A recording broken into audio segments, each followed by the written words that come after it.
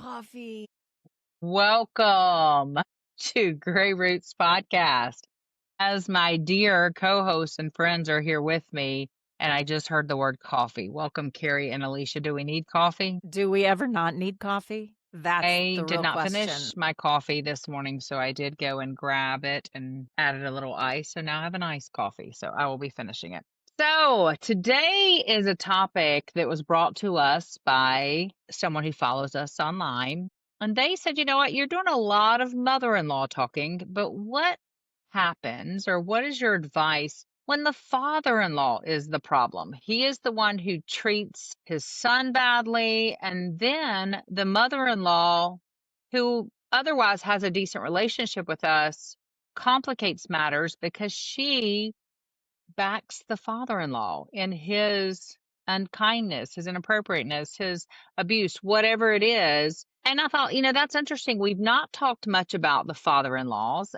What are your initial thoughts? I've got some thoughts on this, but what are your initial thoughts when you hear that comment? What do you do? And the father-in-law, in their words, was a POS, and the mother-in-law Stan, what are your initial thoughts, Carrie? This is how I feel about this when we first talked about it. Was it does not matter where anybody's loyalties, this is my opinion obviously, where anybody's loyalty lies. If someone is being treated unfairly, unkind, being verbally abused, it doesn't matter where your loyalties lie. That person deserves to be stood up for and fought for. And Okay, I love that. Yeah. if the father is upset that the spouse is calling him out on it, then those are other issues. Those are red flags from their relationship. So maybe some things are going on in the relationship before you even came along. It was toxic before the daughter-in-law even came along, if that's the dynamic. Yeah. Yeah, I think that's true. Yeah, that's good. We'll unpack that more. Alicia, what are your initial thoughts? I would want to know. I feel like I don't have enough information, right? Like Carrie said, For this if particular someone, situation. yeah, if someone is legitimately like putting the other person, like the underdog, like a child, or is being mistreated or abused, absolutely. I think you need to stand up for that child. If this is something that's kind of, maybe he says something snarky, maybe, whatever, I personally would probably have that conversation with my husband in private. I might. And encourage your husband to go to the dad, or what conversation would you have in Like private? if I was the mother-in-law watching this happen and my husband was the one that was treating somebody or said something rude, or I feel like being rude and abusing are different to me. Agree. Sure. Yeah. Yeah. I feel like if And he I needs don't know to, what the situation in yeah. this case is. I mean, So that's why I kind of feel like I need more information. But that's just kind of how I feel. Let's just talk about the dads in general, though. I mean, just often dads and their sons, that relationship is different where we hear, the moms baby the boys, the moms, want to jump in for them. Men often treat the boys as, buck up. Don't, don't cry over that. Just from the get-go, if we're doing some stereotypical talking about that relationship, that father-son relationship, typically it's not as emotional. It's more I don't know, for the most part, that's been my experience watching. What do you think just typically about a father and a son? Just starting there, what do you think about that relationship typically? Well, they're guys. It's less drama anyway. Like Right. Less there's no emotional. competition, less emotional. They're not competing against each other. There's no vying for who's, the top dog in the family. It's just so But do different. you think sometimes because of that, maybe the feeling love is misunderstood? How they feel loved or how they show loved could be Oh. misunderstood. I talked to a friend recently and she was saying that her husband's father-in-law bought him a guitar when he was younger. And to this day, now that was 25 years ago, to this day, that still gets brought up as, of course I love you. Don't you remember that guitar I bought you that you wanted so badly when you were in high school? I mean, so I think that it's complicated.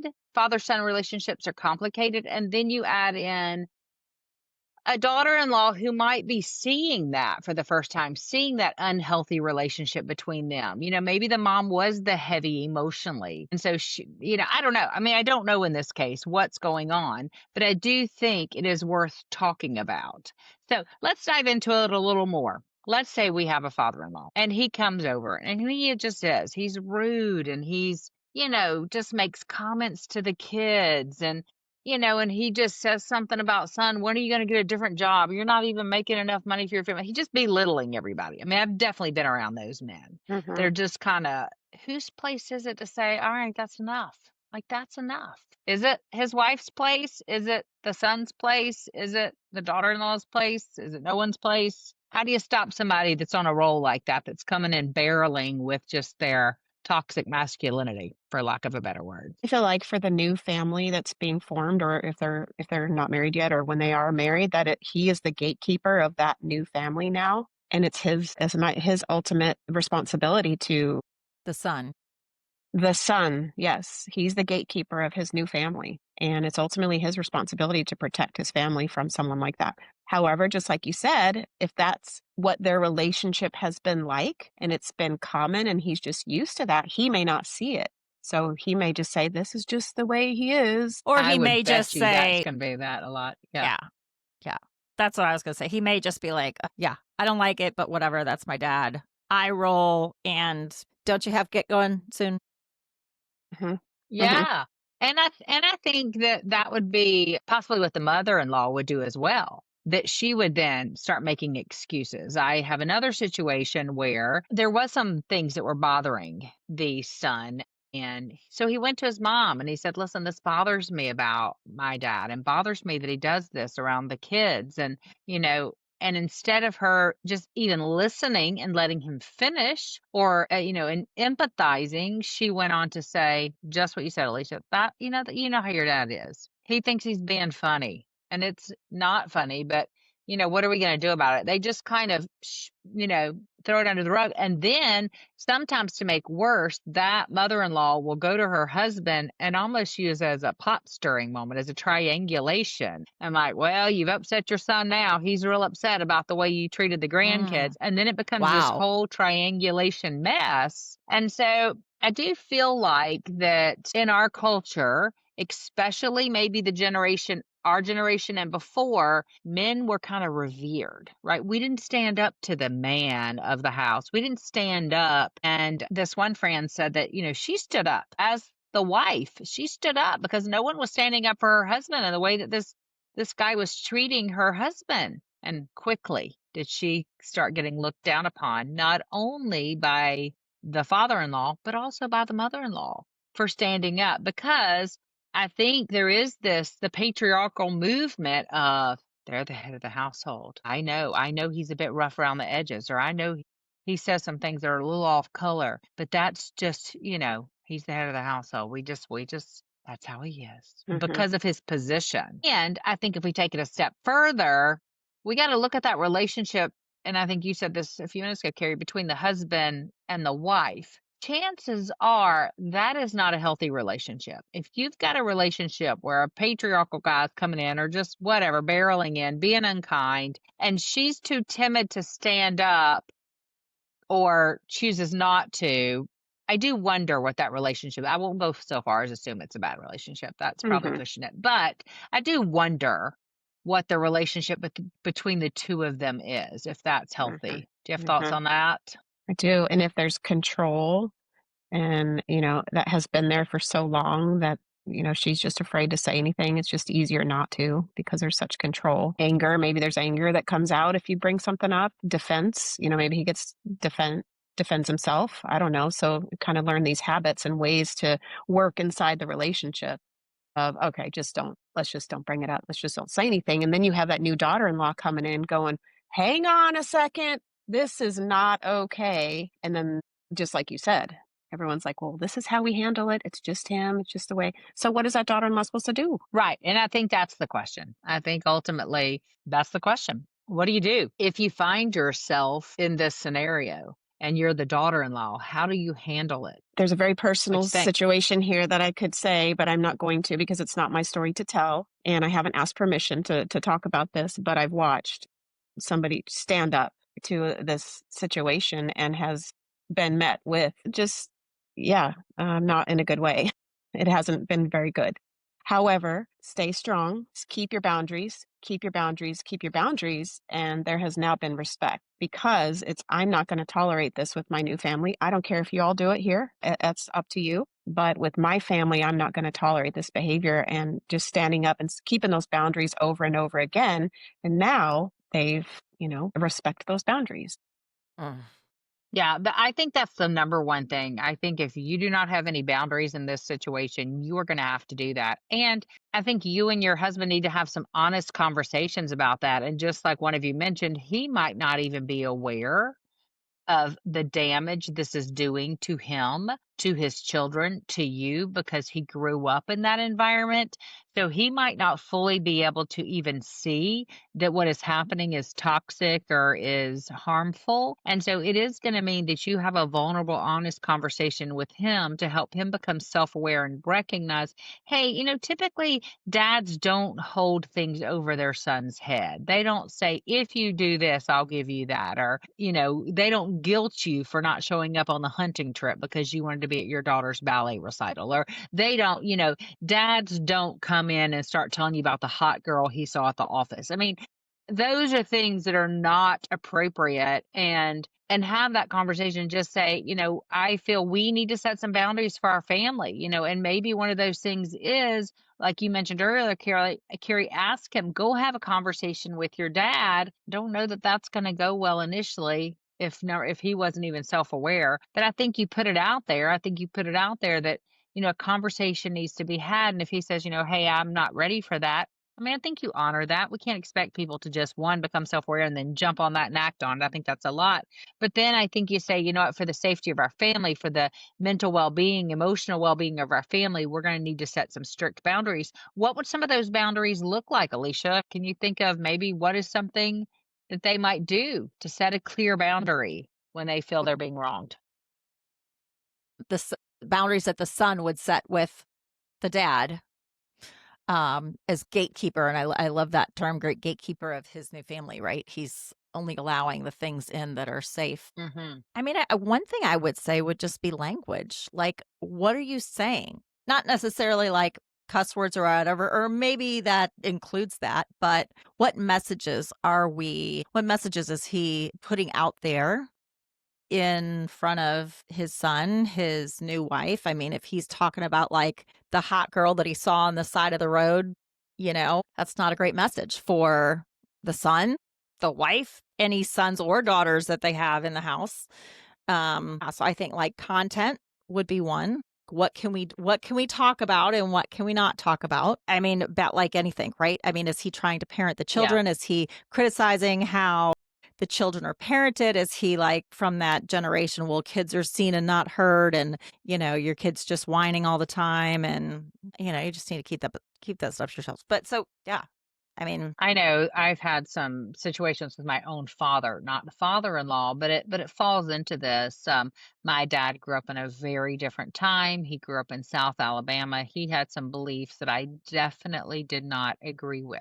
And he would use some words that I definitely did not want said around me, surely didn't want said around my children. And I was very clear with him that if he was going to be around my children, he really was going to have to just force himself to stop using certain words. And, he mocked me at first. He didn't receive it and say, like, oh, sure, honey, I get that. I understand that. He was like, well, you don't understand. You don't understand how I grew up and you don't understand. And I said, "It really doesn't matter, but that's not our world today, and that's not what I want for my children." And then silly stuff, like he would ask my little kids, "How many girlfriends you got?" And my kids would go, "None." And he's like, "9? You got 9. How many have you kissed?" And he would go on and on, and he thought he was so funny. And I remember saying, "Okay, Dad, listen, they're like 4. They're not having girlfriends yet." Some of it wasn't as harmful as other things, but Hmm. it was just, times are different with each generation. each generation handles things differently. And so I think it's natural that you're going to have some of those conversations. It's like that those reels that we watch and we giggle about the mother and the daughter, and the mother's like, how's your day? And the daughter hits her hand. I think there's some truth to that. I think there's some, if we could just get to a place where we could have some honest conversations about, okay, dad, times have changed, but while I don't know this person's personal situation, it does seem to get personal with the father-in-law too. Men, I think, really do look up to their dads, or they want to look up to their dads, and they want to please their dads. And so, as they're becoming fathers and leaders of their own home, and I would imagine it would be difficult if you had a father who didn't recognize that. If you watched your Yeah. father-in-law belittle your husband or not respect his work or his position or whatever it is, I think that would be Mhm. hard as a wife to watch. And then on top of that, it went on, and the mother-in-law just seemed to not step in and support her son-in-law. Is there anything, I mean, her son, is there anything that would need to happen, you suggest, with the mother-in-law that's not supporting her kids and grandkids, but is instead supporting her husband? Do you see any action needed there? Well, you were Yeah, go ahead. Well, you were asking about ways we could put up boundaries, and one of them is just time, less time. You know, just spend less time with them. If they're not gonna, if you've already maybe tried to have the conversation or you can't because they're just defensive Yeah. and stuck in their ways and in that generation, and then just limiting the time. Okay, you can come over for an hour, or we're gonna go over to Thanksgiving for an hour and leave, or just that's a boundary you can put up is just limiting the time with them then. Yeah. And I do wonder if there's just some extra pain there. I think eh, and I'm reading into this, but what I've seen in other situations, you typically have, yeah, it's that they have a good relationship with their mom. So it's almost like surprising when the mom doesn't stand up for them because they're like, we're close and wait, you didn't. It's almost like they revert to that little boy, back to that little boy. My mom is the one, that stood up for me. And yet she's not defending me because she's in this role of wife over here to this unkind man. Alicia, you Mhm. had some thoughts? Yeah, I was just gonna say, I think it goes back to, the mother-in-law can absolutely, um, call him out in private, after they leave or even before they leave. "Hey, can I talk to you over here?" But it sounds like if it's a pattern, like, maybe that's something that you talk about when you go home, because it's not gonna just change. It's not gonna be like all of a sudden he's aware, like, "Oh, Right. man, I didn't realize that I was doing that," or, I mean, like, Jeff and I would call each other out while we were parenting, but never in front of the kids, right? It was Mhm. always, I mean, he might say, like, "Alicia," and I'd get a look, and I knew most of the time that I was, crossing boundaries for what our goals were for parenting or whatever, right? But yeah, I mean, I think the mother-in-law can absolutely have a conversation with him. I think that kind of it doesn't depend on whether she should or not, but I think temperaments and personalities probably play a lot into that Mhm. because a no conflict mother-in-law, I know some of you out there, you're thinking like, is there such a thing? A no conflict mother-in-law? But, some women just do the like, they avoid the conflict avoidant. They might not wanna have Yeah. that conversation, you know? I, on the other hand, have no problem with it. I'm like, "Oh, let me." Yeah, I remember trying to have a couple conversations with my father-in-law, and my husband's like, "Alicia, yep." I'm like, "Oh, but he needs to know what I'm thinking right now." And he's like, "He really doesn't. He really does not need to know what Yeah. you're thinking right now." So I think that probably plays into it as well, Yeah, I think unfortunately. it's complicated, and I think there's just, the range is so great. Are we talking about the person who has a slip up here? Are we talking about the narcissist? The patterns. It's such a wide range of what the insult is, what the pain is being caused. Has it been since childhood, and this is continuing, or is this new? And we said last week about mother-in-laws. That remember that different seasons of life bring different emotions, and I would think this is even true for the men, that a lot of these men are moving towards retirement, and so their life is changing, their purpose is changing, and so you might have seen these men be strong and be in control, and maybe Mm, they feel like they're losing a little control in their own life. And so Mm, now they're going to try and control the son's life a little more yeah. because they've lost their own purpose. I think there are reasons sometimes that this is happening, especially if it's a new behavior, especially if this is not what mm, you see has been this man's character all along. Things do change. I think being that's a good point. curious, like in any relationship, asking questions, trying to learn more. With the mother in law, if you have a relationship with her and you've built that friendship as we've been talking this season, then maybe it is something as the daughter-in-law that you go to the mother-in-law as an ally and say, "My husband's really hurting. Could we talk about this? I'd love to get your thoughts." I mean, again, it's going to depend on we're not trying to add to that triangulation, but I do think honest, vulnerable conversations are okay in a safe environment if Mhm. you feel like it's safe I to do agree. that. What do you Do think about feel that? like when you say that, and I'm like, oh, well, what I the mother-in-law is, maybe nine, I don't know, 9 times out of 10, I don't know, if that she's gonna side with her husband just because that's the relationship that's been solid. And it feels like also it's a generational thing that just there's just that loyalty there regardless. I don't know. I mean, I think it depends on the situation. If there's loyalty, if it's a True. generation, if it's maybe like I said, it's a bad marriage and she's scared of him. So she's not going to Mhm. call him out because maybe she's scared of the repercussions if she does. But Mhm. maybe she does empathize with her son and wishes all along, and maybe she feels guilt that she didn't stand up before. Mm. I mean, Yeah.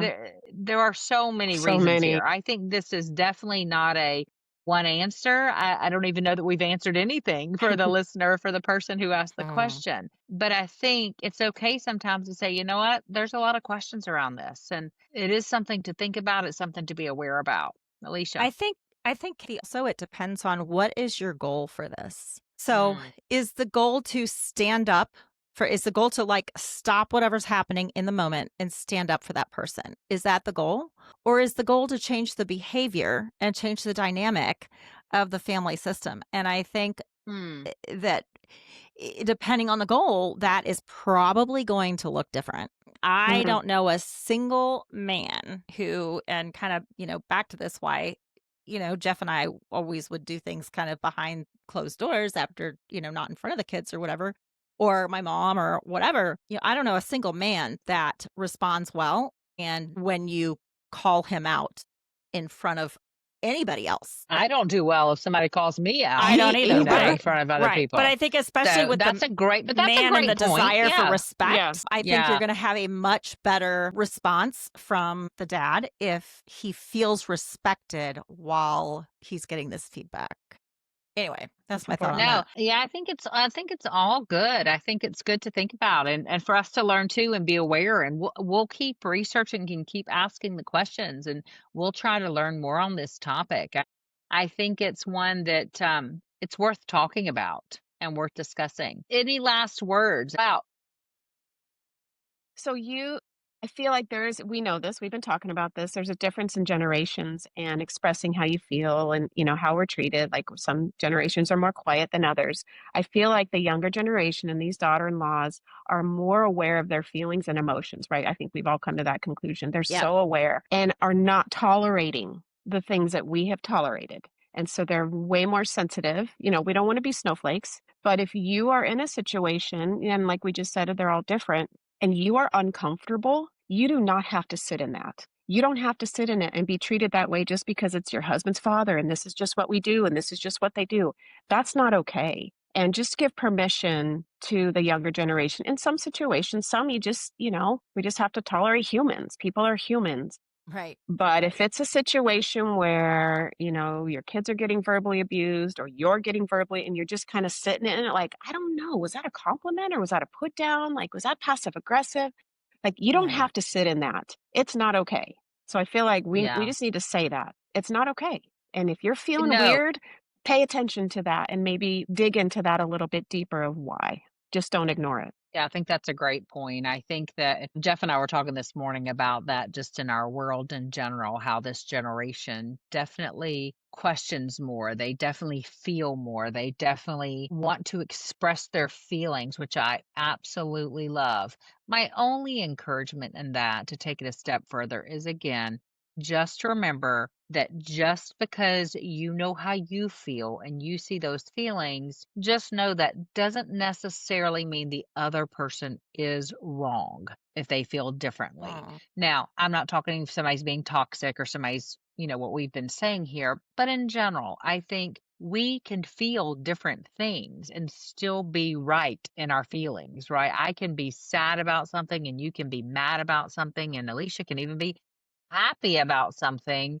I know it's usually the case, but it doesn't make us wrong. So just Mhm. as we sit with our Yeah, own feelings aren't feelings, wrong. trying and at least, yeah, try to recognize and be willing to hear how someone else might be feeling as well. Even that mother in law who's being quiet, there could be so many reasons that we have no idea. And we could be making all of these assumptions that she is not supporting your husband, but we have no idea really. She might look like she's feeling like she's supporting when on the inside she's dying Mhm. inside because she's Mm. not standing up. So just I love that. And I love this generation speaking their mind. I also want to help them recognize that other people can be feeling it a little bit differently and it still be okay. So Mm. as we Mhm. finish this one, anything else, any final thoughts on this topic of father in law, of how complicated it is with these older men in our lives?